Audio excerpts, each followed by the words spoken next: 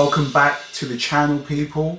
I hope that you all had a happy holidays wherever you were in the world. Happy New Year, new videos, new content, new goals, and new projects coming your way in 2022. And with that being said, I am greatly honored to be a part of a new film that we'll be shooting in spring during that period, and it's a naturalistic drama, an issue-based story about Tourette's. We're currently running a GoFundMe, and everyone at Movie Making Media is pouring their heart and soul into this project. I feel that you should check it out, get behind it. I'm really over the moon with what we are creating. These are stories that need to be told more often, and I really do feel like we are creating something unique. So what I will do is I will leave a link in the description. Donate what you can, even if it's as much as £1. It goes a long way. And tell them that MCM sent you. And I would like to say as well, a massive thank you to everyone that supported the channel in 2021. We extensively grew, and you know, I remember like back to the days when I was happy to have like 50 people just, you know, explore my videos and everything that this channel was. And Godspeed. I hope it continues. I hope we all grow together. And if you are new to the channel, please make sure you do subscribe. If you do end up liking the content that you see here, I'm going to be making sure I do this more regularly, more consistency, because I really do enjoy engaging with you guys. And with that being said, we are doing the most anticipated films of 2022. Now, this isn't to say that any of these films by any stretch of the imagination are going to end up being great or masterpiece films. I think it's just a cool indication as to maybe where everyone's heads are with what they are predicting will be the best film. But you know, even with this list, I'm probably going to be missing out 75% of all the great films that are potentially going to be that. So bear in mind, you know, take this list with a grain of salt. But if I was to be biased, and really none of these films that I've picked are in any particular order, but if I was to say definitively what is the #1 film that I am looking forward to this year, it has to be The Batman.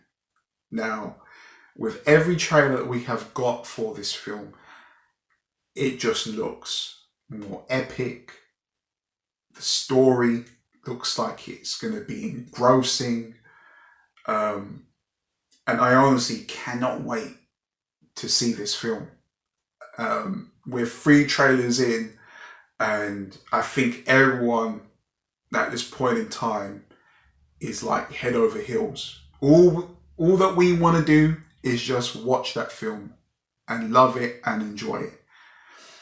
And coming in at #2, well, not #2, but no particular order, is Disappointment Boulevard from Ari Aster. Now, when this film was described to me, when I found out about it, through articles and, you know, Deadline, Hollywood Reporter, as you do, it was described as this 4-hour horror comedy. Now, I don't know at this moment in time if that film is still going to be 4 hours long, but the concept of it just sounds utterly mad.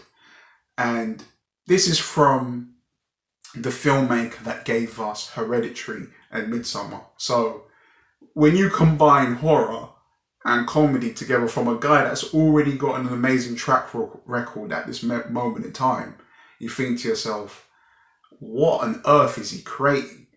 And to add to that, you've got Joaquin Phoenix in the lead role as well. recently coming off the back of his Oscar win with Joker as Arthur Fleck. So look, man, all the ingredients are there. The question is, can it deliver? And I think it can. Now, another film I'm looking forward to is Darren Aronofsky's The Well. Now, this is one that people, I'd say the hardcore community know about this film. And if anyone knows about Aronofsky's style, to me, this man is the godfather of psychological horror. He is, in my mind anyway, I hold him that high on my mantelpiece. This is a filmmaker that has done films like, he has done Requiem for a Dream, Foundation. It's not called that, Foundation. He's done a sci-fi kind of extravaganza kind of film. And he's done Mother, which was a film I went by myself and regretted it just because of how disturbed I was when I walked out of that cinema. And this film with The Well is a film that is psychological horror about a man who is obese. And it's going to be incredibly interesting to see how the world is going to respond to that film, because with Aronofsky's style, he does not pull any punches.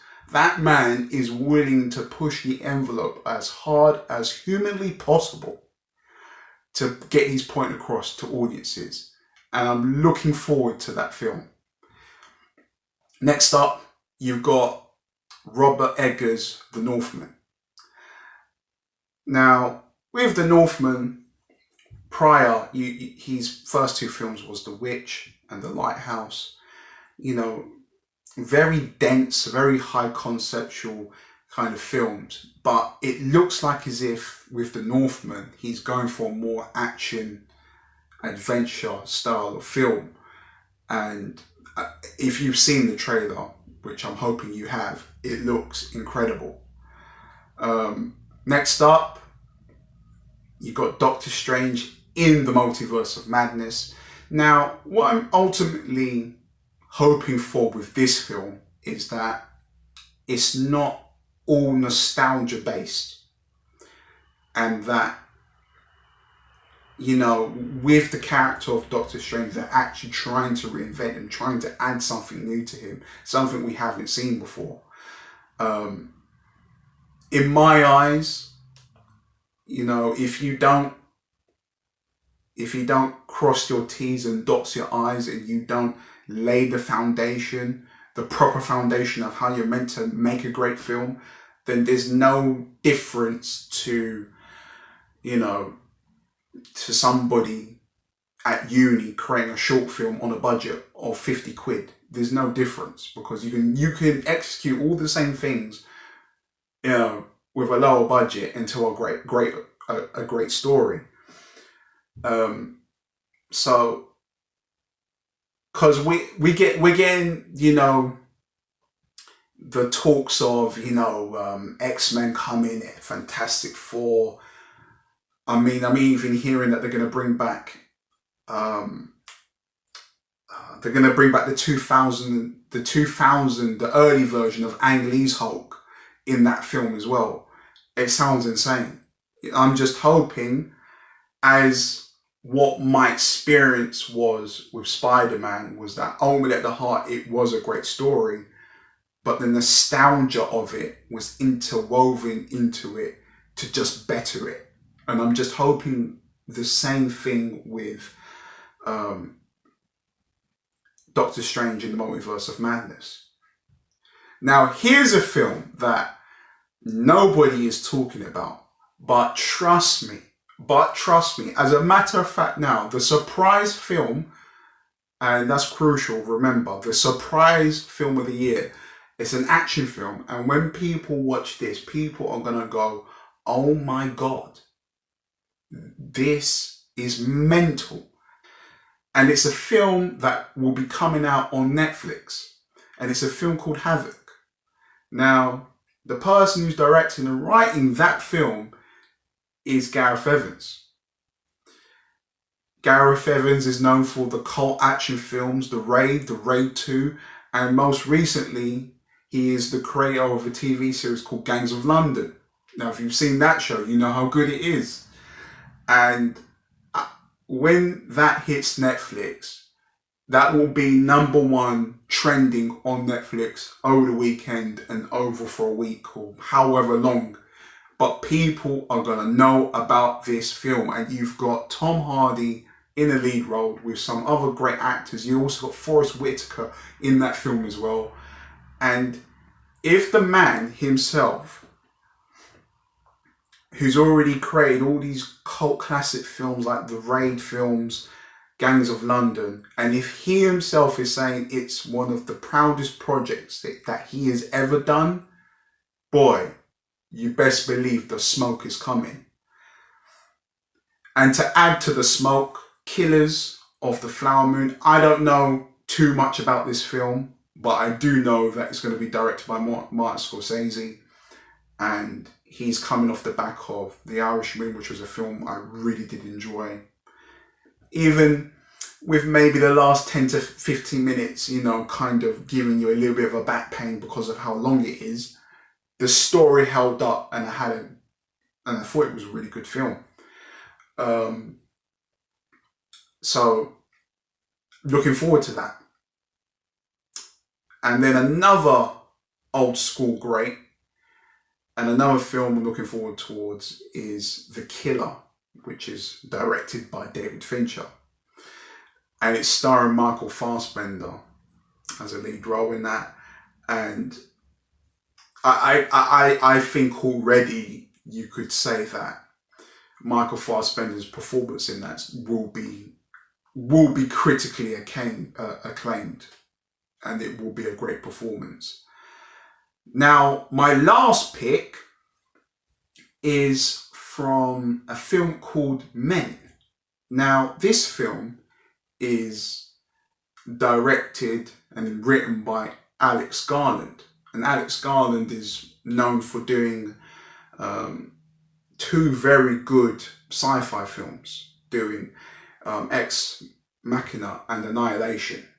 And I still remember watching Annihilation from my journey back from Greece from a holiday from Crete, and it was one of the maddest sensations I've had watching the film. That feeling of being jet lagged and then having your mind blown at the same time was like an experience all within itself.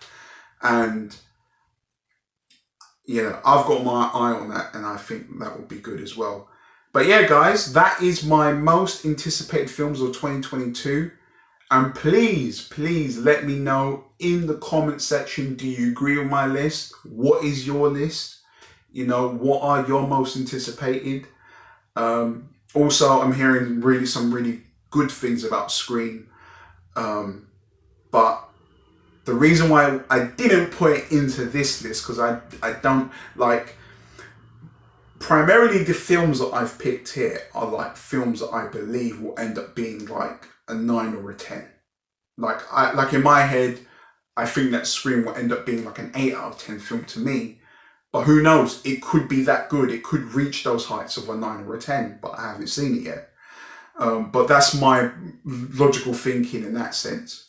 It can't be logical, because had I have just, you know, done it earlier, then maybe, and then if I'd seen Scream, then maybe, you know.